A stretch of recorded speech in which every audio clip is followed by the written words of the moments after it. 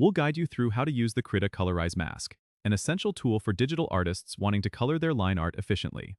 If you find this helpful, consider subscribing and liking the video. First, open Krita and load the line art you want to color. Make sure your line art is on a separate layer. Now, go to the Layers docker, which you can find on the right side of the interface, and select the line art layer. Then, click on the small icon that looks like a sheet of paper with a star to add a new Colorize mask.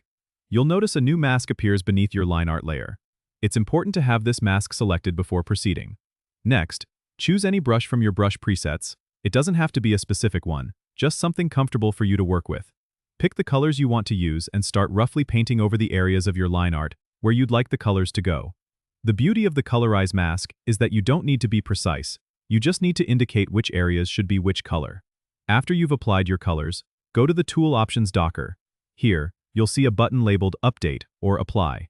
Click this button, and Krita will automatically fill in the areas of your line art with the colors you've chosen, intelligently detecting the boundaries. If some areas aren't filled correctly, you can adjust your color strokes on the mask and click Update again.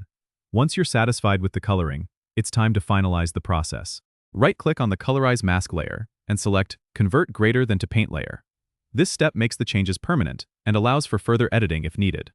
And there you have it, a beautifully colored piece of line art with minimal effort. Don't forget to subscribe and comment if this helped you out.